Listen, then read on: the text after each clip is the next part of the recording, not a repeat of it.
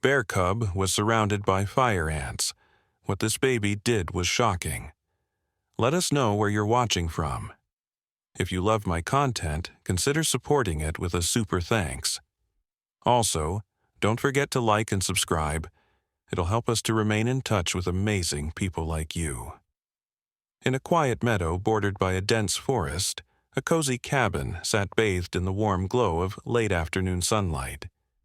Inside, little Lily Harper, barely 11 months old, babbled happily, playing with soft toys near an open window.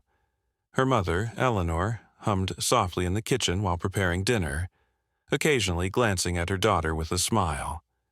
The family had moved to this remote cabin just 3 weeks ago, seeking peace away from the busy city life. Outside, the air hummed with the sounds of crickets and rustling leaves. The golden sunlight filtered through the tall pines, casting long shadows across the wildflower-dotted meadow. Near the meadow's edge, a tiny bear cub wandered too far from its mother, sniffing at wildflowers and pawing at the soft earth. The cub, with chocolate-brown fur and curious eyes, had been exploring more boldly each day, his adventurous spirit taking him further from the safety of his mother's watchful gaze.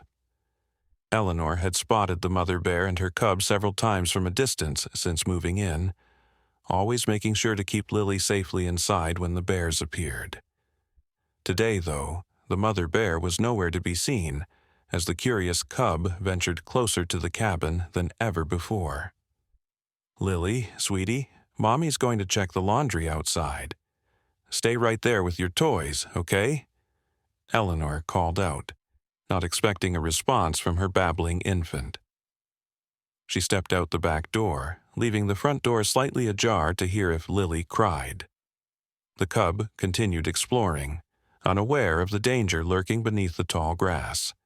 A swarm of fire ants had built their colony at the edge of the meadow, and the cub was heading straight toward it.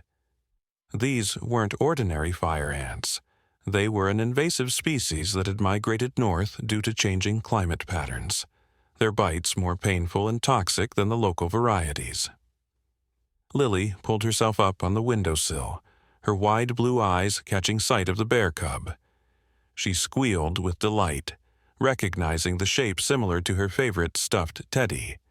The cub froze at the sound, turning its head toward the cabin with ears perked up in curiosity. The next moment happened in slow motion. The cub stepped directly onto the fire ant mound. Instantly, hundreds of angry ants swarmed over its paws and legs. The cub let out a sharp, pained yelp that quickly turned into frantic cries of distress. It stumbled and rolled, trying desperately to shake off the stinging insects as they crawled into its fur, biting repeatedly. Lily's face changed from joy to concern. Even at her young age, she could sense the cub's distress. The bear's cries sounded almost like a baby's to her ears, familiar, and triggering a deep, instinctive response. She looked around for her mother but couldn't see her through the window. The cub's painful wails continued, growing more desperate by the second. Something stirred in Lily, a connection, an understanding beyond her years. She watched as the cub thrashed helplessly, surrounded by the tiny red attackers, its cries echoing across the meadow. The afternoon sun highlighted the scene like a spotlight on a tragic play. In the distance, birds took flight, startled by the commotion, their wings catching the golden light as they scattered across the sky. The cub rolled frantically in the grass, trying to crush the ants, but more kept coming. Its small body trembled with each sting, its cries growing weaker. Lily's tiny hands pressed against the screen of the open window, her eyes never leaving the suffering creature just beyond the garden fence. Behind the cabin, Eleanor hung the last of the laundry, unaware of the drama unfolding at the front of their home. The gentle breeze carried the scent of pine and wildflowers, but not the desperate cries of the bear cub fighting for its life against an enemy too numerous to defeat alone. Lily's heart raced in her tiny chest as she watched the cub's suffering. She pulled herself away from the window and, with determination unusual for a child her age, began to crawl toward the slightly open front door. Her favorite stuffed bear, Mr. Buttons, dragged along beside her, clutched tightly in one small fist. The wooden floor creaked beneath her hands and knees as she made her way to the threshold of their cabin. The screen door had a small pet flap at the bottom, installed by the previous owners for their cat, that now hung loose on one hinge. Eleanor had mentioned fixing it to her husband, Mason, who was away on a 3-day fishing trip with his brother. That broken flap now provided Lily with just enough space to squeeze through. Mr. Buttons first, then her head, shoulders, and finally her whole body tumbling onto the porch. The cub's cries grew more pitiful by the second. It had stopped rolling and now lay quivering in the grass, occasionally pawing weakly at its fur where the ants continued their relentless attack. Its small black eyes were glazed with pain, tiny whimpers escaping its throat between labored breaths. Lily paused at the edge of the porch, the wooden steps before her suddenly seeming like a mountain to climb down. She had never navigated steps on her own before.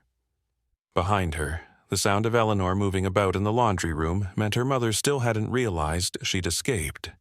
The cub let out another heart-wrenching whine that seemed to pierce Lily's soul. The baby looked down at Mr. Buttons in her hand, then back at the suffering cub. With a determination that defied her 11 months of life, Lily turned and scooted backward toward the steps, the way Eleanor had taught her.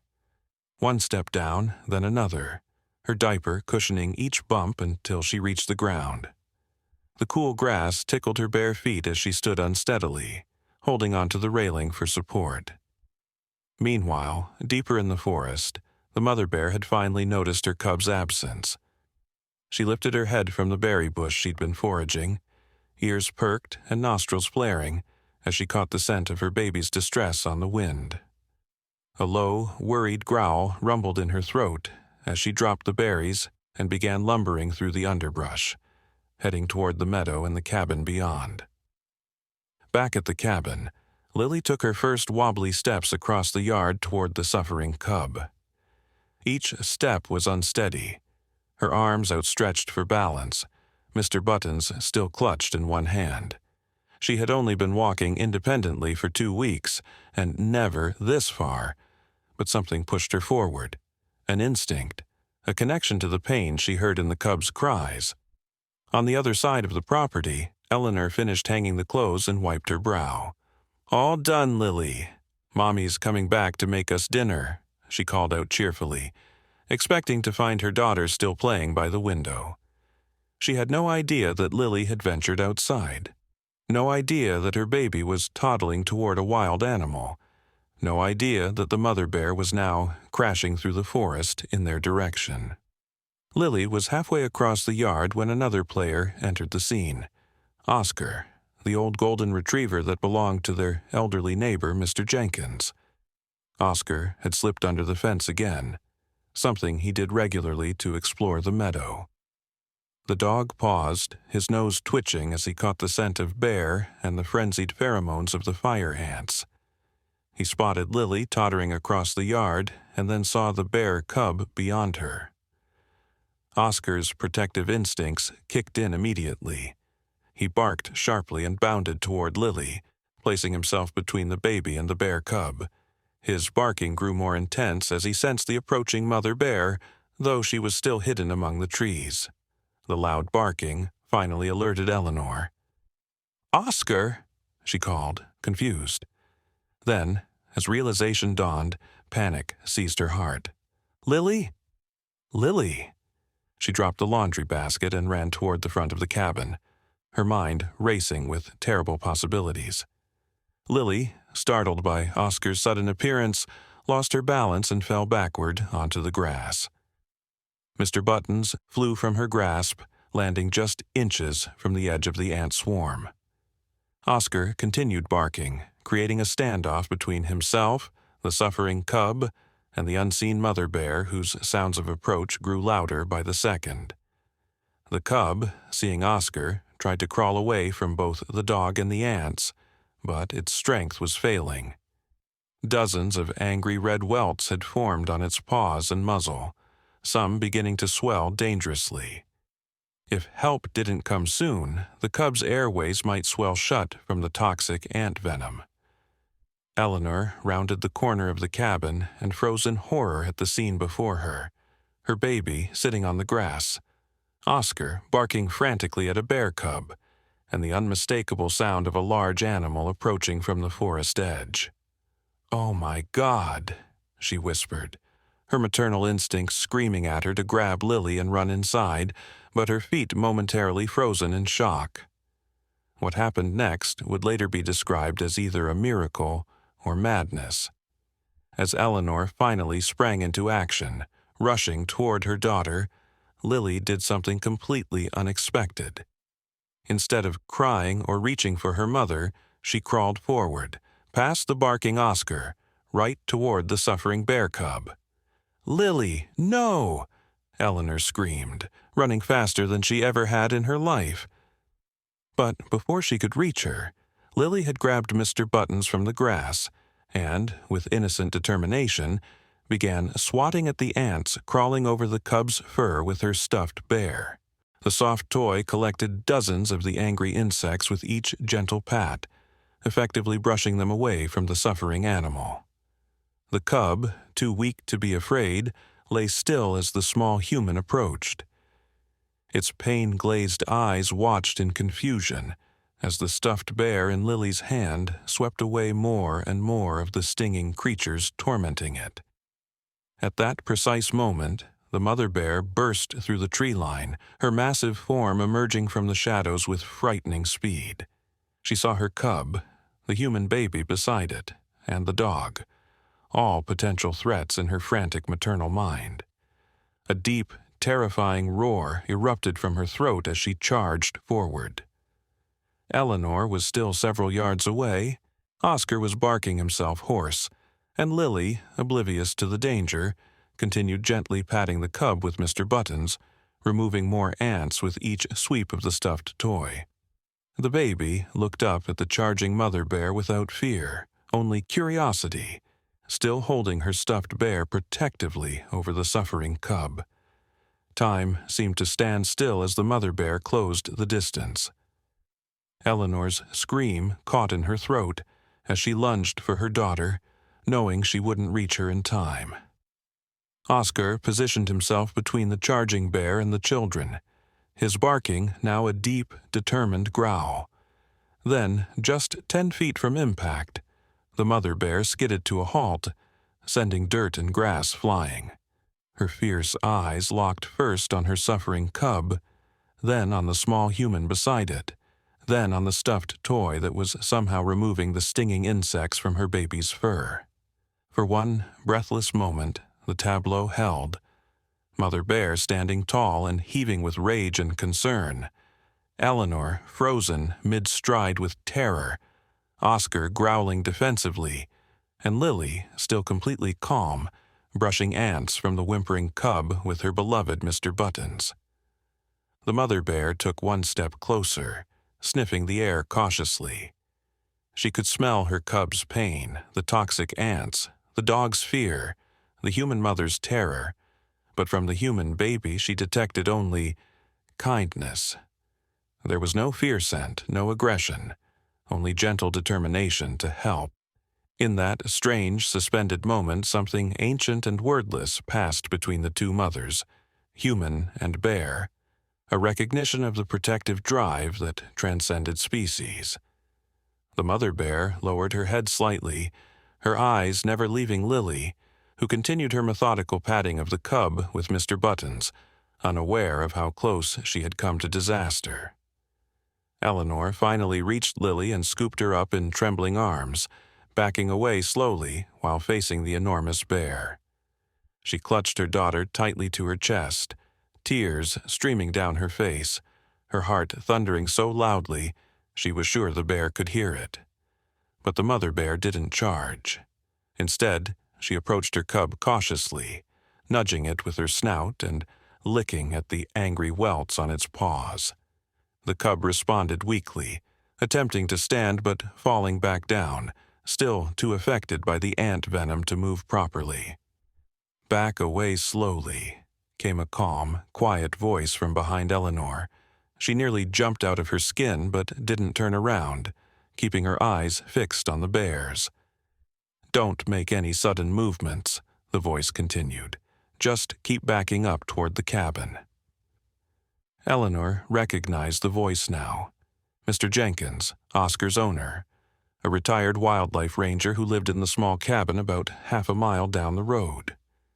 Somehow, he had appeared just when they needed him most, perhaps following his wandering dog. As they backed away, the mother bear stood protectively over her cub, watching them go but making no move to follow. Mr. Jenkins softly called Oscar, who reluctantly retreated from his defensive position, still growling low in his throat. "What you've got there," Mr. Jenkins whispered as they reached the safety of the porch, "is either the luckiest or the most special child I've ever seen." Lily, still clutched tightly in her mother's arms, peered over Eleanor's shoulder at the bears. Mr. Buttons was covered in fire ants, many of them now dead from being crushed between the toy and the cub's fur. The stuffed bear would have to be thrown away, but it had served a noble purpose. As they watched from the relative safety of the porch, the mother bear began a curious behavior. She started digging frantically at the ant mound, destroying it with powerful swipes of her paws, seemingly unconcerned by the ants now crawling up her own legs. After disrupting the colony, she began rolling her cub in a patch of mud several feet away, instinctively applying the cooling earth to soothe the stings and suffocate any remaining ants. "She knows what to do," Mr. Jenkins murmured admiringly. "Black bears are smarter than most folks give them credit for." Eleanor couldn't speak, her whole body still shaking with the aftermath of terror. Lily, however, seemed perfectly content, watching the bears with fascination, not trauma. She reached out a small hand toward them, babbling softly as if trying to communicate. "We should get inside," Mr. Jenkins advised, opening the front door for Eleanor. "And we ought to call a ranger about those fire ants. That's not a native species. Someone needs to deal with that colony before it spreads." As they stepped inside, Eleanor finally found her voice. "How did you know? How did you get here right when we needed you?" Mr. Jenkins smiled, the wrinkles around his eyes deepening. "Oscar came to get me. He showed up barking at my door like Lassie in those old movies. When he does that, I know something's wrong. He's done it before." Eleanor looked down at the golden retriever with newfound respect. Oscar had positioned himself by the window, still watching the bears outside, his duty as protector not yet complete in his mind. "And your little one," Mr. Jenkins continued, nodding at Lily, "she's got a special kind of heart. Not many people, let alone babies, would do what she did." Eleanor hugged Lily tighter, the reality of what could have happened hitting her in waves. "She could have been killed," she whispered, her voice breaking. "Could have been," Mr. Jenkins agreed. "But she wasn't, and that bear cub might have died if she hadn't helped it." He looked thoughtfully out the window where the mother bear was still tending to her cub. Sometimes the most unexpected heroes come in the smallest packages. As the adrenaline began to subside, Eleanor noticed something odd about Lily's hands and arms. Several small red welts were forming. "Oh no," she gasped. "The ants got her too." Mr. Jenkins leaned in to look. "Fire ant stings. Not too many, thank goodness. I've got some paste in my truck that'll help with that. Been using it for years when I worked as a ranger." "I'll call the pediatrician," Eleanor said, her maternal worry shifting to this new, manageable problem. As she reached for her phone, she glanced out the window once more. The mother bear had managed to get her cub on its feet and was now leading it slowly back toward the forest, supporting it with her massive body when it stumbled. Just before they disappeared into the trees, the mother bear paused and looked back at the cabin. Even through the glass, Eleanor felt the weight of that gaze. Not threatening, but acknowledging.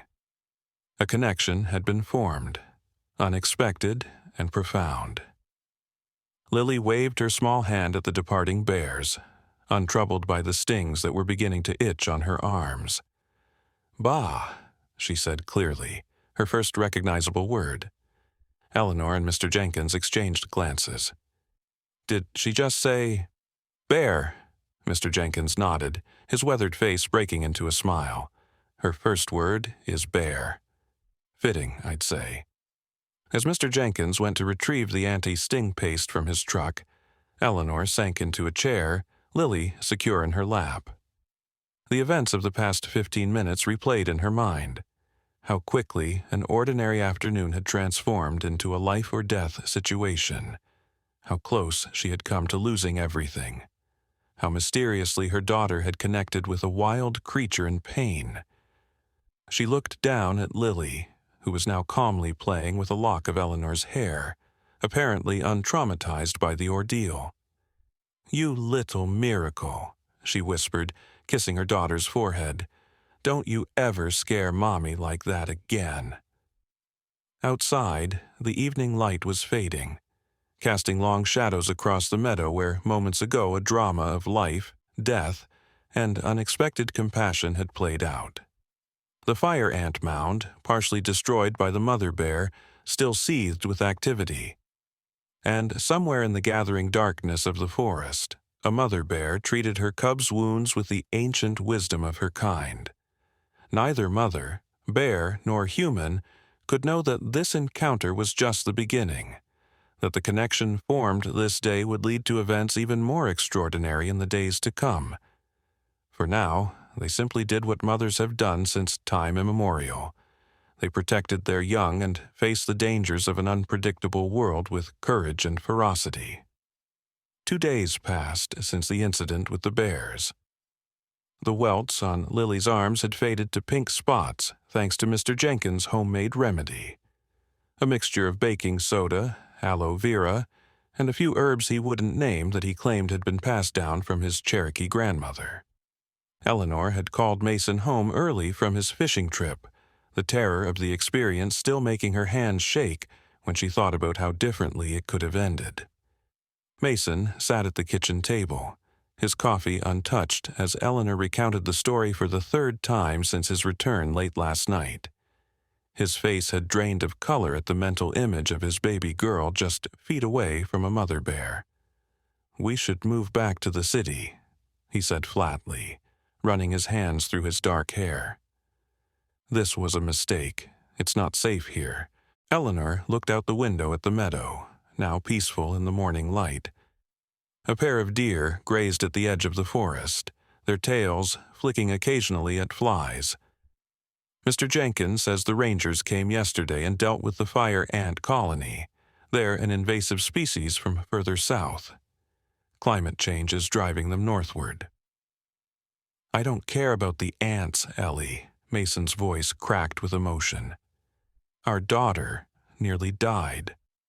"But she didn't," Eleanor said softly, turning back to her husband. "And there was something special about what happened. If you had seen the way that mother bear looked at us before she left." Mason shook his head. "Bears don't look at people, Ellie. They're wild animals. Dangerous wild animals." Mr. Jenkins says black bears rarely attack humans unless they feel threatened, and this one had every reason to attack but didn't. She reached across the table and took his hand. "I was terrified too, Mason. But Lily—" She glanced toward the living room, where their daughter was happily stacking blocks, occasionally pausing to examine the fading red spots on her arms with curious fingers. Lily wasn't afraid at all. Before Mason could respond, a knock at the door made them both jump. Eleanor went to answer it, finding Mr. Jenkins standing on their porch, his weathered face more serious than usual. "Morning, folks," he said, removing his worn ranger hat. "Thought you should know. The bears are back." Mason was immediately on his feet, moving to scoop up Lily protectively. "Where?" "Down by the creek that runs behind our properties," Mr. Jenkins said. "The cub's not doing well. Those fire ant stings, they've caused a bad reaction. Normally, I'd just call the wildlife service, but—" He hesitated, his eyes moving to Lily. "The thing is, I tried to approach to see if I could help, but the mother won't let me near. She's not aggressive, just protective. But I thought, well, this might sound crazy." "What are you suggesting?" Mason asked, already shaking his head. Eleanor knew. Something in her had been expecting this, waiting for it. "She thinks Lily helped them before." Mr. Jenkins nodded slowly. "Something like that. I've worked with wildlife for 40 years, and I've never seen anything like what your little girl did. That connection, it was special." "Absolutely not," Mason said firmly. "We're not bringing our baby anywhere near a wild bear again." Eleanor looked at Lily, who had perked up at the conversation. "Bah?" the child said clearly, looking at Mr. Jenkins expectantly. "That's right, little one," the old ranger smiled. "Bear?" "This is insane," Mason muttered, but his resolve seemed to waver as Lily squirmed in his arms, reaching toward the door. "I'm not suggesting anything dangerous," Mr. Jenkins assured them. "The Wildlife Service is sending someone, but they won't be here for hours. That cub might not have hours. I thought maybe if we just brought Lily close enough, safely, with all of us there, the mother bear might be calm enough to let me help the cub." Eleanor and Mason exchanged looks, hers pleading, his incredulous. "I can't believe we're even discussing this," Mason said. A soft whine drew their attention to the door where Oscar had appeared, tail wagging slowly as he looked up at them. The golden retriever turned his head toward the forest, then back to them, as if trying to communicate something important. "Oscar knows," Mr. Jenkins said simply. "Animals have a sense about these things." Mason closed his eyes, clearly wrestling with his protective instincts. "If, and this is a massive if, we were to consider this, how would it happen?" "Exactly." Mr. Jenkins outlined his plan. They would approach the creek together, Mason carrying Lily safely in his arms. They would stay at a distance that Mason was comfortable with, close enough for the mother bear to see and smell them, but far enough to retreat quickly if necessary. Mr. Jenkins would bring a kit of supplies to treat the cub's worsening condition. Oscar would come too. His instincts had proven valuable before. And if anything seems off, anything at all, we leave immediately, the old ranger finished. After much discussion and several more cups of coffee, Mason reluctantly agreed. Eleanor packed a small bag with snacks for Lily and a first aid kit for themselves, just in case. The gravity of what they were considering hung heavy in the air. As they prepared to leave, Eleanor noticed Lily clutching something, a small stuffed bear, different from Mr. Buttons, who had been discarded after becoming covered in fire ants. This one was newer, a gift from Mason's mother last Christmas. "Bah," Lily said again, hugging the toy to her chest. Eleanor and Mason shared a look, part worry, part wonder at their extraordinary child. The walk to the creek took about 20 minutes, following a narrow path through the woods behind their properties. Oscar led the way, his nose to the ground, occasionally stopping to look back and make sure they were following. Mr. Jenkins came next, carrying a canvas bag of supplies. Eleanor and Mason brought up the rear, with Lily secure in her father's arms, looking around with wide-eyed curiosity at the dappled sunlight filtering through the leaves above. "Bear activity," Mr. Jenkins whispered, pointing to claw marks on a tree trunk. "Fresh. We're getting close." Mason's jaw tightened, but he kept walking, his arms protective around Lily. Eleanor stayed close to his side, her heart pounding with a mixture of fear and something else. A strange anticipation she couldn't quite name. They reached a small clearing by the creek. The water burbled softly over smooth stones, creating a peaceful soundtrack that belied the tension of the moment. Mr. Jenkins held up a hand, signaling them to stop. "There," he whispered, pointing across the creek to a sheltered area beneath a fallen log. The mother bear lay there, her massive body curled protectively around her cub. Even from this distance, they could see the cub's condition had deteriorated. Its breathing seemed labored, its small body occasionally twitching with discomfort. The mother bear lifted her head at their approach, her dark eyes immediately finding them. Oscar whined softly, but didn't bark, staying close to Mr. Jenkins' side. "This is far enough," Mason said firmly, taking a small step backward. The mother bear rose to her feet, standing her full height. Eleanor instinctively moved closer to Mason and Lily, her heart in her throat. "Bah!" Lily suddenly exclaimed, pointing at the bears with one hand while clutching her stuffed toy with the other. The mother bear's ears perked up at the sound of Lily's voice. She sniffed the air, her nose working to capture their scents from across the creek. "She remembers," Mr. Jenkins murmured. "I'd stake my life on it." As if to confirm his words, the mother bear lowered herself slightly, her posture less threatening. She looked from the humans to her suffering cub and back again, a low moan escaping her throat. "She knows her baby needs help," Eleanor whispered, "and she remembers that Lily helped before." Mason remained skeptical but couldn't deny the strange behavior of the mother bear. Wild bears simply didn't act this way around humans. Mr. Jenkins slowly removed a jar from his bag. "This contains a paste for the stings, similar to what we used on Lily but stronger. If I can just apply it to the worst areas, it might give the cub a fighting chance until the wildlife service arrives." "How do you propose to do that with Mama Bear standing guard?" Mason asked. Mr. Jenkins looked at Lily. "I think she'll let me approach if she understands we're here to help, not harm." What happened next was so unexpected that later, when they tried to explain it to others, the words felt inadequate. Lily, seeming to understand the gravity of the moment, held out her stuffed bear toward the real bears across the creek. Then, with perfect clarity, she said, "Help Ba." The mother bear tilted her head, as if considering. Then, slowly, she backed away from her cub, not far, but enough to create a small space between them. She sat on her haunches, watching intently. "Well, I'll be—" Mr. Jenkins breathed. "Mason, I need to cross the creek. You all stay here."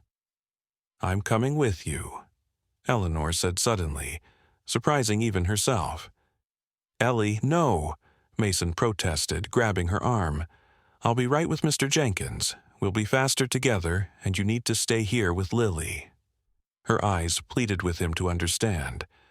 "That mother feels the same way I would if Lily was suffering. I need to help." After a moment of internal struggle, Mason nodded tightly. "Be careful," he whispered, kissing her quickly. Eleanor and Mr. Jenkins carefully crossed the creek, using large stones as stepping places, moving slowly and deliberately to avoid startling the bears. Oscar remained with Mason and Lily, his body tense but obedient to Mr. Jenkins' command to stay. The mother bear watched their approach, her eyes never leaving them, her body ready to move at the first sign of threat to her cub. Mr. Jenkins kept up a soft, soothing monologue as they drew closer. "That's right, Mama. We're here to help your little one. You remember us. We mean no harm. Your baby's going to feel better soon." When they were within 10 feet of the bears, the mother bear huffed softly and stood up. Eleanor froze, her heart hammering so loudly she was sure the bear could hear it. Mr. Jenkins paused, too, continuing his gentle speech. "It's okay, Mama. We understand. You're protecting your baby just like we protect ours." Across the creek, Lily squirmed in Mason's arms, leaning forward and holding out her stuffed bear again. "Help, Ba," she repeated, her small voice carrying clearly across the space between them. The mother bear turned her head toward Lily, then back to Eleanor and Mr. Jenkins. And then, in a move that defied everything they knew about wild animal behavior, she backed up another pace, giving them clearer access to her suffering cub. "Moving forward now," Mr. Jenkins murmured to Eleanor. "Stay slightly behind me, but be ready with the water bottle when I ask for it." Step by careful step, they approached the cub. Up close, its condition was even worse than it had appeared from a distance. The fire ant stings had caused severe swelling, particularly around the cub's muzzle and eyes. Its breathing was raspy and uneven. "Poor little fella," Mr. Jenkins said softly, kneeling beside the cub. "Let's get you feeling better." The mother bear paced anxiously nearby, never taking her eyes off them, but making no move to interfere. Eleanor handed Mr. Jenkins the supplies as he requested them. First, the water bottle to clean the affected areas, then the jar of medicinal paste. "This contains a natural antihistamine and anti-inflammatory," he explained quietly as he worked. "My grandmother used to make something similar for bee stings." As he applied the paste to the cub's swollen face, it whimpered but didn't pull away. The mother bear rumbled low in her throat but held her position. "Almost done," Mr. Jenkins assured both the bears and Eleanor. "Just a little more around these eyes, there we go." He sat back on his heels, watching as the cub's breathing seemed to ease slightly. The swelling should start to go down soon. The paste will help with the pain, too. Eleanor realized she had been holding her breath and exhaled slowly. "Will it be okay?" "Hard to say for certain," Mr. Jenkins admitted, "but we've given it a much better chance now." He reached into his bag and pulled out a small bottle. "This is a liquid version of the remedy. We need to get some inside him if possible." This proved more challenging, but with patience and Eleanor's steady hand supporting the cub's head, they managed to dribble a small amount into the side of its mouth. The cub swallowed reflexively. "Good," Mr. Jenkins nodded. "Now we should back away. We've done what we can." As they carefully retreated, the mother bear immediately returned to her cub, sniffing it thoroughly, and then, to their amazement, looking up at them with what could only be described as acknowledgement. Eleanor and Mr. Jenkins rejoined Mason and Lily on the other side of the creek. Mason immediately pulled Eleanor into a tight embrace. Lily squeezed between them. "That was the bravest and craziest thing I've ever seen," he whispered into her hair. "The Wildlife Service should be here soon," Mr. Jenkins said, wiping his hands on a cloth. "I'll wait and direct them to this spot. You folks should head back home. It's been quite a morning." As they turned to leave, Eleanor looked back once more at the bears. The mother was now grooming her cub gently, the same way Eleanor would stroke Lily's hair when she was unwell. The parallel struck her profoundly, the universal language of maternal love that seemed to transcend species. "Thank you," she whispered, though whether to the bear for trusting them, or to some larger force that had allowed this extraordinary connection, she wasn't sure. Lily waved her stuffed bear at the real bears.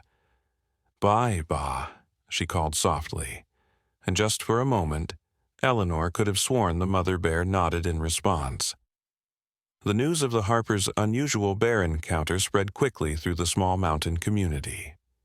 By the following weekend, their story had been picked up by a local newspaper, complete with a somewhat sensationalized headline, "Baby Whisperer, Local Infant Forms Miraculous Bond with Wild Bears." Mason was uncomfortable with the attention, worried that it might attract thrill seekers or disturb the wildlife in their area. Eleanor shared his concerns, but also felt it was important that people understood the deep intelligence and emotional capacity of the animals they shared the wilderness with. Mr. Jenkins reported that the Wildlife Service had successfully transported the cub to a rehabilitation facility where it was making a full recovery. The mother bear had been left in the wild, but fitted with a tracking collar so her movements could be monitored. She had remained in the area, often seen near the creek where they had helped her cub. Life at the Harper cabin settled into a cautious new normal. They installed better locks on the doors after finding Lily attempting to use the pet flap again. They established clearer boundaries for where Lily could play outside, always under direct supervision. And yet, there was a sense that something had fundamentally shifted in their relationship with the wilderness around them. Less fear, more respect, and a deeper connection. On a crisp morning about a week after the creek incident, Eleanor was in the garden with Lily, teaching her the names of the wildflowers that grew there. Oscar lay nearby, having become a frequent visitor since that day. Mr. Jenkins often joked that the old dog had adopted the Harpers as his second family. A movement at the forest edge caught Eleanor's attention.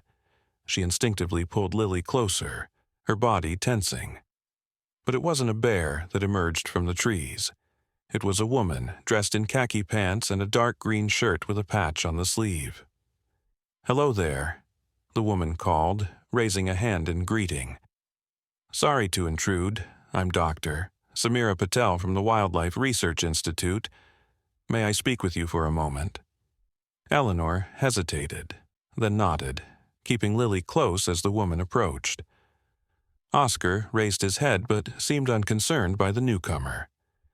"I've been working with the Wildlife Service on the black bear cub that was brought in last week," Dr. Patel explained.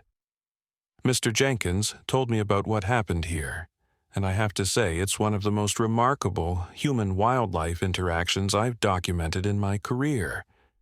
"Is the cub going to be okay?" Eleanor asked. Dr. Patel smiled. "Yes, thanks to your intervention. The fire ant venom had caused a severe allergic reaction. Without that treatment Mr. Jenkins applied, the cub likely wouldn't have survived until our team arrived." Lily, who had been examining a dandelion, looked up at the mention of the bear. "Bob better?" she asked clearly. Dr. Patel's eyes widened at the baby's words. "Yes, little one, the bear is getting better," she said, kneeling to Lily's level, "and you helped make that happen." Eleanor explained how bear had been Lily's first word, emerging just after their initial encounter with the mother and cub. "Fascinating," Dr. Patel murmured.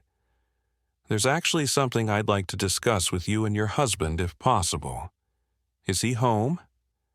Mason was initially skeptical about Dr. Patel's proposal, a study on interspecies empathy using their experience as a case study, with a particular focus on Lily's unusual connection with the bears.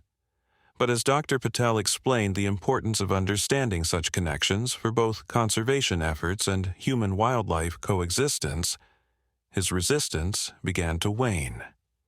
"We've documented extraordinary interactions between different species before," Dr. Patel explained, showing them photos on her tablet of unlikely animal friendships: an orphaned rhino and a goat, an elderly chimpanzee and a kitten.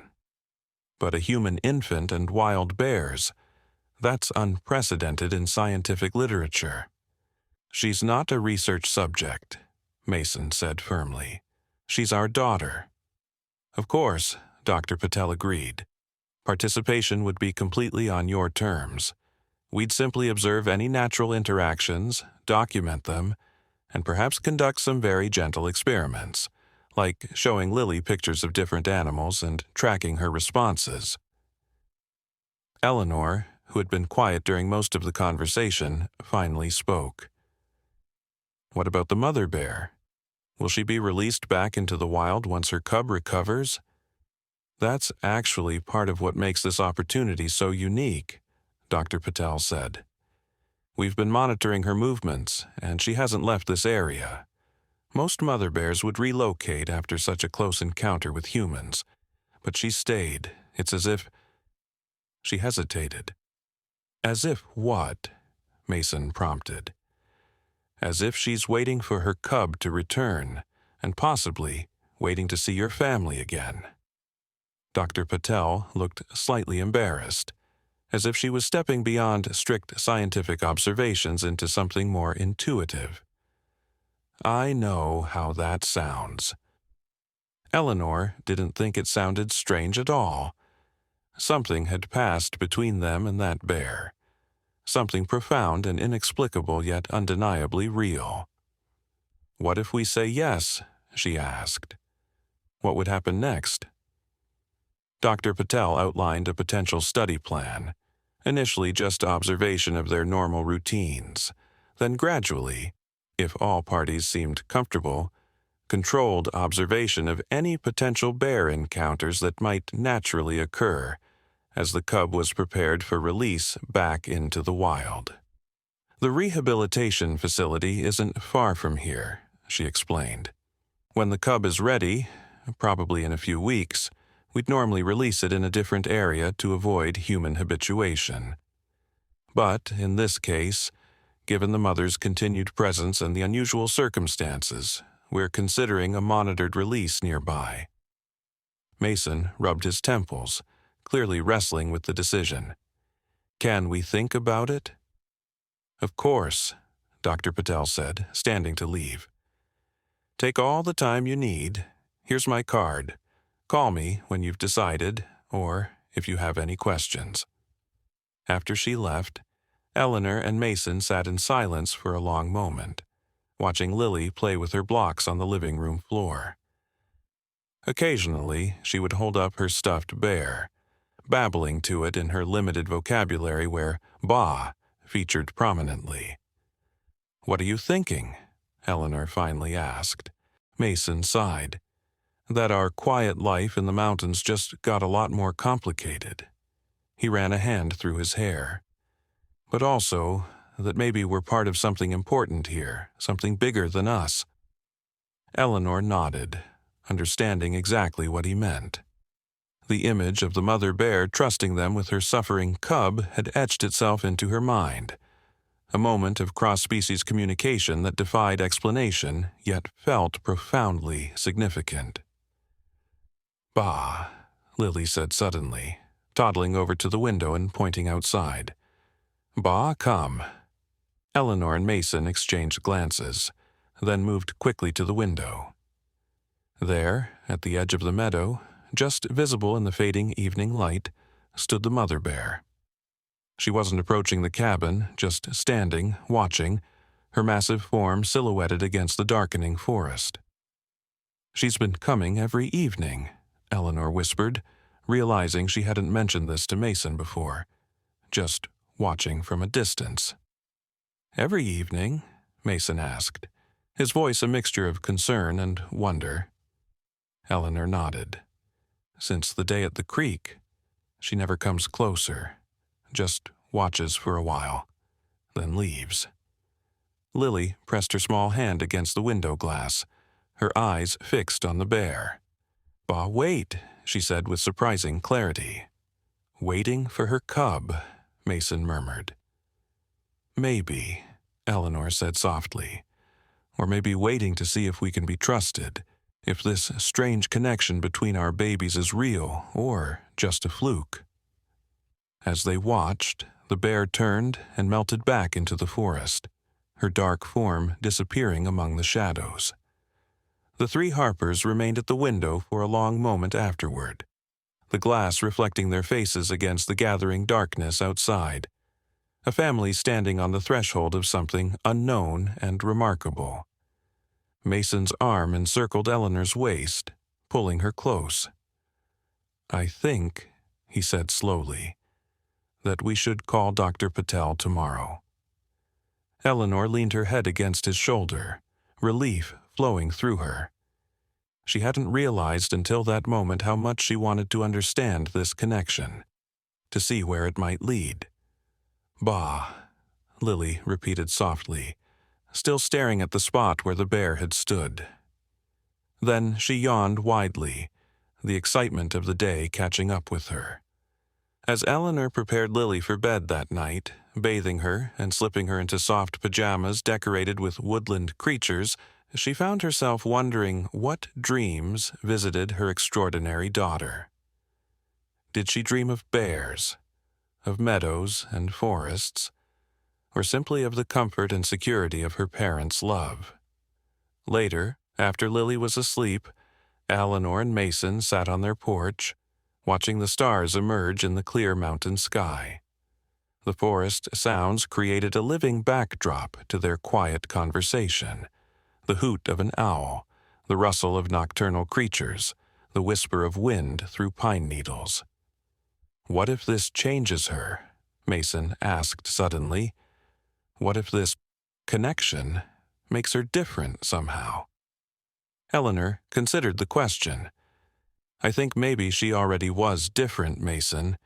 Maybe that's why this happened in the first place." He took her hand, his fingers intertwining with hers.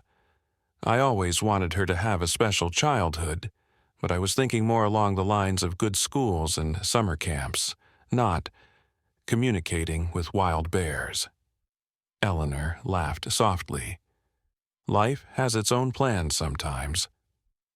In the nursery, Lily slept peacefully, her stuffed bear clutched tight against her chest. And somewhere in the dark forest surrounding their home, a mother bear kept her own vigil, waiting for the return of her cub, and perhaps for something more, a new understanding between species that had traditionally viewed each other with fear and suspicion. Neither mother could know what the coming days would bring, but both sensed that the boundaries between their worlds had already begun to blur, creating a new possibility that had never existed before. A possibility born in a moment of crisis, when a baby with a pure heart had reached out to help a suffering creature, ignoring all the rules that should have kept them apart. Neither mother could know what the coming days would bring, but both sensed that the boundaries between their worlds had already begun to blur, creating a new possibility that had never existed before. A possibility born in a moment of crisis, when a baby with a pure heart had reached out to help a suffering creature, ignoring all the rules that should have kept them apart. The study began quietly, almost seamlessly integrating into the Harpers' daily routine. Dr. Patel installed a few discreet wildlife cameras around their property, with their permission, of course, and visited every other day to observe Lily and document her development. She would sit on their porch, notebook in hand, asking gentle questions and recording Eleanor's descriptions of any unusual behaviors. "Has she mentioned the bears today?" became a common question, to which the answer was nearly always yes. Lily's limited vocabulary continued to revolve around "bah" and variations of it. "Bah come, bah play, bah hurt, bah better." It was as if her emerging language was being built around this central experience. 2 weeks into the study, Dr. Patel brought photos of various animals to show Lily, carefully documenting her reactions. The toddler showed normal interest in most images, pointing, sometimes mimicking sounds, but when shown pictures of bears, particularly black bears, her response was markedly different. She would become intensely focused, leaning forward to touch the images, sometimes pressing the photos against her chest as if embracing them. "It's remarkable, Doctor," Patel told Eleanor and Mason after one such session. "Her empathetic response toward bears is off the charts compared to other animals or even other children her age. I've never seen anything quite like it." "Is it normal?" Mason asked, the worry evident in his voice. "I mean, most kids get excited about animals, right?" Dr. Patel considered her answer carefully. Normal is a spectrum, Mr. Harper. What Lily displays is unusual, yes, but not concerning from a developmental perspective. Her social interactions with you and other humans are completely age-appropriate. She simply seems to have an enhanced capacity for interspecies empathy, particularly with bears. Eleanor had been pondering something for days and finally voiced it. Do you think it's possible that the mother bear recognizes Lily specifically? Not just as a human, but as her? Dr. Patel's expression grew thoughtful.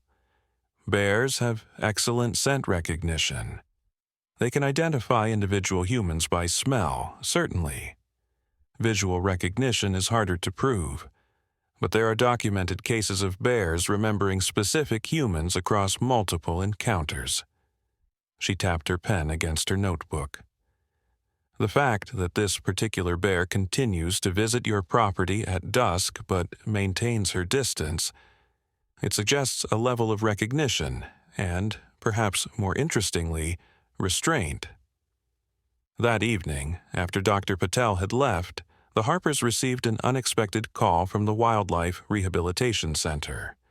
The bear cub was recovering well, better than expected, and they were beginning to prepare for its release. They've named it Ember, Eleanor told Mason after hanging up, because of its resilience after the fire ant attack. Ember, Mason repeated, testing the name. It seems like they're getting pretty attached for something they plan to release back into the wild. Eleanor smiled. The rehab specialist admitted as much, said the little guy has quite a personality, curious, playful, smarter than most cubs they've treated. Across the room, Lily perked up at their conversation, abandoning her blocks to toddle over. "Bah?" she questioned, looking up at her parents expectantly. "That's right, sweetie," Eleanor said, marveling at how attentive her daughter was whenever bears were mentioned. "The bear cub is getting better. His name is Ember." Lily considered this new information, her small brow furrowed in concentration. "Emba," she finally pronounced carefully, the closest she could come to the name with her limited speech. Mason and Eleanor exchanged stunned glances. Lily had just attempted to say a new word unprompted, a significant developmental leap. "Emba better," Lily continued, nodding as if confirming the information to herself. Then she pointed to the window toward the forest. "Emba come home." A chill ran down Eleanor's spine, not of fear, but of wonder. How could Lily know they were discussing the cub's eventual release? Had she simply made a logical connection, or was there something more to her understanding? "Yes," Eleanor said softly, kneeling to Lily's level. "Ember will come home to the forest soon." Lily nodded solemnly, then smiled and returned to her blocks, seemingly satisfied with this confirmation. Later that night, after putting Lily to bed, Eleanor found Mason standing at the kitchen window, staring out into the darkness. "Penny for your thoughts?" she asked, wrapping her arms around him from behind. "I was just thinking about how much has changed in a few weeks," he said, covering her hands with his own. "Not just with the bears in this study, but with us, with how we see things." Eleanor nodded against his back. She knew exactly what he meant. Their perspective had shifted, their awareness of the natural world, and their place in it transforming in ways they hadn't anticipated when they'd first moved to the mountains seeking a simpler life. "Dr. Patel wants to try something tomorrow," she said. She didn't want to mention it in front of Lily in case we said no. Mason turned to face her. "What kind of something?" "She wants to take us to visit Ember at the rehabilitation center. All of us, including Lily." Eleanor rushed on before Mason could protest. "It would be completely safe. The facility has viewing areas separate from the enclosures. Lily wouldn't actually have direct contact with the cub." Mason frowned. and the purpose would be to observe both Lily and Ember's reactions to seeing each other again, to document any recognition or unusual behaviors. She hesitated. And to help prepare for the possibility of encountering each other after Ember's release. Mason ran a hand through his hair, a gesture that had become more frequent since this whole situation began. "Do you think it's a good idea?" Eleanor considered the question. I think we're already in this, Mason, whatever this is, and I'd rather understand it better than fear it." After a long moment, he nodded. "Okay, but I reserve the right to call it off if anything feels wrong." "Of course," Eleanor agreed, relieved. She'd been more anxious about his response than she'd realized. That night, they both checked on Lily multiple times, their parental instincts heightened by the unusual circumstances. Each time, they found her sleeping peacefully, her stuffed bear clutched tight against her chest, her small face relaxed and innocent in the dim glow of her nightlight. During one such check, Eleanor noticed something she hadn't before. Lily had arranged several of her toys in a semicircle around her bed. All bears. The stuffed panda her grandmother had given her for Christmas, the polar bear from the zoo gift shop, the teddy bear that had replaced Mr. Buttons, and even the small wooden bear that was part of her shape-sorting toy. "Mason," she whispered, gesturing for him to look. "When did she do that?" he asked, surveying the bear sentinels with bewilderment. "I don't know. She was playing with her toys before bedtime, but I didn't notice her arranging them like this." Eleanor felt that same chill of wonder she'd experienced earlier. It's like she's surrounded herself with them. For protection, maybe. Or comfort, Mason suggested softly. They quietly closed Lily's door, both lost in thoughts about their extraordinary daughter and the unexpected path their lives had taken. The rehabilitation center was tucked away in a wooded area about 40 minutes from their cabin. A collection of simple, purpose-built structures surrounded by enclosures of various sizes. It had the feel of a small scientific outpost rather than a tourist attraction. A sign at the entrance clearly stated, "Not open to the public. Research and rehabilitation only." Dr. Patel met them in the parking lot, her usual clipboard replaced by a tablet. "Thank you for coming," she said, her eyes immediately going to Lily, who was wide awake in her car seat despite the early hour. "How is our little bear whisperer today?" "Excited," Eleanor replied, unbuckling Lily and lifting her into her arms. "She knew we were going somewhere special this morning. She's been saying Ba since she woke up." Dr. Patel's eyebrows rose. "She's using the cub's name consistently now, as close as she can get to it," Mason confirmed, retrieving Lily's diaper bag from the car. "Still sounds more like Ba than Ember, but she's definitely trying." "Remarkable," Dr. Patel murmured, making a quick note on her tablet. "Let's go inside." Dr. Chen, who's been Ember's primary caretaker, is waiting for us. The main building was simple but well-equipped. A reception area leading to offices, examination rooms, and beyond those, rooms filled with specialized equipment for wildlife care. The walls were lined with photographs of successfully rehabilitated animals and educational posters about local wildlife. Dr. Wei Chen greeted them warmly, her eyes lighting up when she saw Lily. "So, this is the famous Lily Harper," she said, smiling. "Samira has told me so much about you and your bear friend." Lily studied Doctor Chen with her usual solemnity before breaking into a smile. "Ba?" she asked hopefully. Dr. Chen laughed. "Yes, we're going to see Ember, but first, let me explain a few things." She led them to a small conference room where a monitor displayed a live feed from one of the enclosures. On screen, a black bear cub, noticeably larger than when they'd last seen him, was climbing on a fallen log, occasionally batting at something out of frame. "That's Ember now," Dr. Chen said. "He's made a remarkable recovery. The swelling from the fire ant sting subsided completely after about 5 days of treatment, and he's been gaining weight and strength steadily since then." Eleanor leaned closer to the screen, marveling at the cub's transformation from the suffering creature they'd helped by the creek. Lily, still in her arms, reached toward the monitor, making a small sound of recognition. "Emba better," she stated confidently. "Yes, he's much better, Doctor," Chen confirmed, observing Lily's reaction with interest. "He's nearly ready to be released back to his mother. We've been tracking her movements, and she's remained within a 5-mile radius of where we picked up Ember, which is excellent news for a successful reunion." "What's the plan for today's visit?" Mason asked, his arm protectively around Eleanor's shoulders as they all watched the screen. Dr. Patel and Dr. Chen exchanged glances.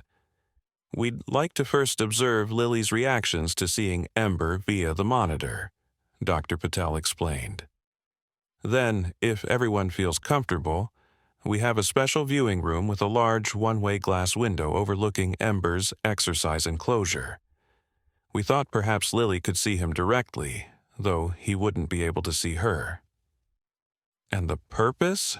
Mason pressed, though his tone was curious rather than suspicious. "Multiple purposes," Dr. Chen answered. "First, we want to document any signs of recognition or special connection between them. Second, we're studying whether bears can form lasting bonds with specific humans, particularly during early development. And third," she hesitated. "Third?" Eleanor prompted. "We're considering a somewhat unconventional release plan for Ember," Dr. Chen admitted. "Typically, we avoid any human interactions that might lead to habituation before releasing rehabilitated animals. But in this case, given the unusual circumstances and the mother bear's continued presence near your property, you're thinking of releasing him close to our cabin," Mason finished, understanding dawning in his expression. Dr. Chen nodded. "Only if our observations today and over the next week suggest it would be beneficial rather than harmful. We'd never put your family, especially Lily, at risk." Eleanor and Mason looked at each other, having one of those silent conversations that couples develop over time. After a moment, Mason nodded slightly. "Okay," Eleanor said. "Let's proceed with the viewing room, but we'll take our cues from Lily. If she seems distressed at any point, we stop." "Absolutely," both doctors agreed in unison. As they prepared to move to the viewing room, Lily remained transfixed by the monitor, watching Ember's every movement with an intensity unusual for a child her age. When the cub stood on his hind legs to investigate something above him, Lily mimicked the pose, raising her arms and balancing momentarily before falling back against Eleanor with a giggle. "She's mirroring his behavior," Dr. Patel noted quietly, recording the observation on her tablet. "That's a sophisticated form of empathetic response, not typically seen in children this young, especially toward another species." The viewing room turned out to be a small, dimly lit space with a large window overlooking a naturalistic enclosure. The glass was reflective on the enclosure side, appearing as a mirror to any animals inside, but perfectly transparent from the viewing room. Comfortable chairs were arranged for observation, and speakers transmitted the ambient sounds from the enclosure. "We'll bring Ember in momentarily," Dr. Chen said, speaking into a small radio. "He's currently in his morning enrichment session in the adjacent space." Eleanor sat with Lily on her lap, Mason beside them, both parents slightly tense with anticipation. Dr. Patel positioned herself in a corner, tablet ready, trying to be as unobtrusive as possible to capture genuine reactions. A door in the enclosure slid open, and Ember ambled in, his nose immediately working to investigate the new space. He was much bigger than Eleanor remembered, probably twice the size he'd been during their encounter by the creek. His fur was glossy and thick, his movements confident as he explored the logs, rocks, and other enrichment items scattered around the enclosure. Lily went very still in Eleanor's arms, her eyes widening as she watched the cub. Then, slowly, she leaned forward, pressing her small hand against the glass. "Emba," she whispered, her voice filled with a recognition and emotion that sent goosebumps up Eleanor's arms. On the other side of the glass, Ember suddenly stopped his exploration, his head lifting as if he'd heard something. He turned slowly, facing the mirrored wall, his nose twitching rapidly. "That's interesting, Doctor," Chen murmured. "He shouldn't be able to smell you through the sealed room, and he definitely can't see you." Yet the cub was now approaching the glass, his movements deliberate, heading directly toward where Lily's hand pressed against the transparent barrier. When he reached the window, he rose up on his hind legs, placing a paw against the glass, directly opposite Lily's hand. A collective gasp filled the small viewing room. The alignment was too perfect to be coincidence. Somehow, despite the one-way glass and sealed room, Ember had sensed exactly where Lily was. "Emba," Lily said again, her voice stronger this time. "Hi, Emba."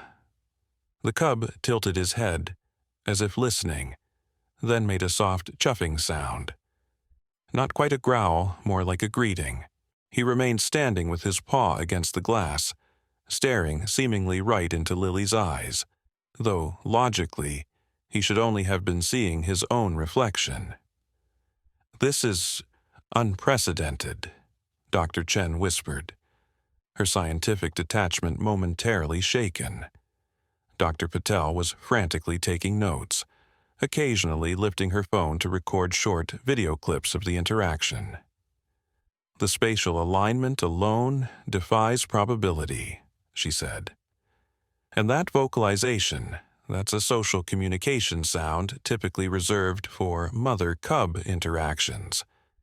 Eleanor and Mason sat in stunned silence, watching their daughter and the bear cub connect across what should have been an impenetrable barrier. Lily seemed completely at ease, occasionally giggling and making small movements that Ember would sometimes mirror, tilting his head when she did, shifting his weight when she squirmed in Eleanor's lap.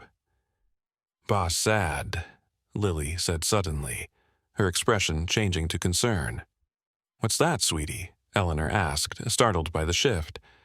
"Bah sad," Lily repeated, pointing at the cub. "Miss Mama." Dr. Chen looked sharply at the cub, studying his behavior with new interest. "He has been more vocal at night," she admitted. "We've been interpreting it as normal cub calls, but they do increase when we play recordings of mother bear sounds during his cognitive development sessions. He misses his mother," Eleanor translated Lily's observation, feeling a tug at her heart. As a mother herself, she couldn't imagine the pain of separation from her child. Lily patted the glass consolingly. "Mama, wait," she said with surprising clarity. "Mama Forrest." Mason leaned forward. Is she telling him that his mother is waiting in the forest?" Dr. Patel shook her head in amazement. "It appears that way. The question is, how would she know that? We've been careful not to discuss the mother bear's movements in front of her." Eleanor thought back to Lily's behavior the night before, the circle of bear toys around her bed, her certainty that Emba come home. A wild thought occurred to her. What if she's dreaming about them, about the bears? Dr. Patel looked intrigued rather than dismissive. Young children, especially those under 3, experience dream states differently than adults. Their brains are still developing the clear distinctions between waking reality and dream states. It's not entirely implausible that she could be processing information or even connecting in ways we don't fully understand. You mean, like, psychically? Mason asked, skepticism evident in his tone. Dr. Patel chose her words carefully. I mean that consciousness, particularly developing consciousness, remains one of the great frontiers of scientific understanding. Indigenous cultures worldwide have long recognized special connections between certain individuals and specific animal species. Western science is only beginning to explore the biological and neurological mechanisms that might explain these connections. On the other side of the glass, Ember had settled down, sitting on his haunches with his paws still pressed against the window. His eyes remained fixed on the spot where Lily sat. The cub looked, for all the world, as if he was having a conversation with someone he trusted. "Emba play forest," Lily said, a small smile forming. "Soon." Dr. Chen checked the calendar on her tablet. "We've tentatively scheduled his release for next week, assuming all health parameters remain stable. He's ready physically. We've just been waiting for the mother bear to establish a more consistent territory." "Which she seems to have done near your property," Dr. Patel added, giving Eleanor and Mason a significant look. "This brings us to the rather unusual proposal we'd like to discuss." For the next hour, as Lily continued her silent communion with Ember through the glass, the adults discussed the details of the proposed release plan. Instead of the standard protocol of releasing the cub in a remote area to avoid human contact, they were considering a controlled release on the edge of the Harpers' property, where the mother bear had been consistently sighted. "The mother has already demonstrated unusual restraint around humans, specifically your family," Dr. Chen explained. "And Ember, despite his weeks in rehabilitation, has shown no signs of problematic habituation. He remains appropriately cautious around all our staff except when we're providing food. The potential scientific value is enormous," Dr. Patel added. "But more importantly, it might actually be the most successful approach for this particular cub's reintegration with his mother." "And the risks?" Mason asked, his expression serious. "To Lily, to us, and to the bears themselves." The doctors outlined a comprehensive safety plan, continued monitoring of both bears via tracking collars, installation of specialized deterrent devices around the Harpers' immediate yard area, weekly check-ins from wildlife officers, and strict protocols for the family to follow regarding outdoor activities. "We can't eliminate all risk," Dr. Chen acknowledged, "but we believe that with these precautions, the risk level would be no higher than living in any area where wild bears are present. Perhaps even lower, given this particular mother bear's demonstrated behavior." By the time they left the rehabilitation center, Lily had fallen asleep in her car seat, emotionally exhausted from the morning's experience.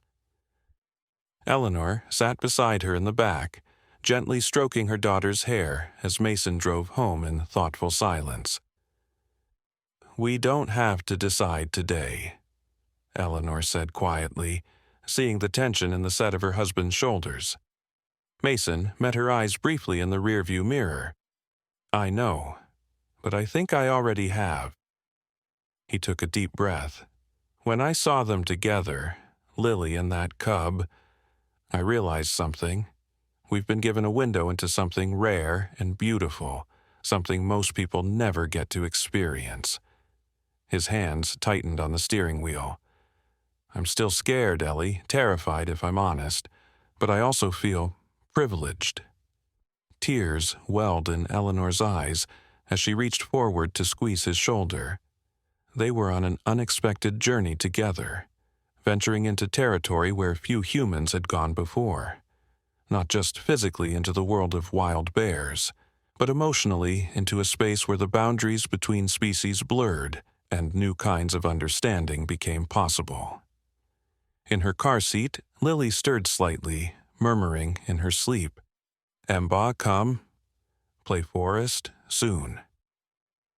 Eleanor couldn't know if it was simply a dream or something more profound, but she found herself whispering in response, "Yes, sweetheart, Ember will come home soon." The week leading up to Ember's scheduled release was filled with preparations. Dr. Patel's team installed additional wildlife cameras covering the forest edge and meadow near the Harper cabin. A wildlife officer helped them set up specialized bear deterrent devices around their immediate yard, sound emitters that could be activated if a bear approached too closely to their home. Mr. Jenkins was fully integrated into the study now, his decades of experience with local wildlife proving invaluable. He helped map out the mother bear's movement patterns and identified the most likely reunion sites based on territorial markers and natural resources. "She's been most active in this area," he explained, pointing to a spot on the map about a quarter-mile from the cabin, where the creek widened into a small pool before continuing into the deeper forest. "Good fishing, water access, sheltered on 3 sides by rocky outcroppings. Perfect bear habitat." Eleanor noticed how Mason had gradually shifted from reluctant participant to engaged collaborator, asking thoughtful questions and offering practical suggestions about the cabin modifications and security measures. His love for Lily and concern for her safety hadn't diminished, but it had been joined by a growing sense of wonder and responsibility toward the unique situation they found themselves in. Lily herself seemed to grow more communicative by the day, her vocabulary expanding rapidly, particularly around topics related to the bears.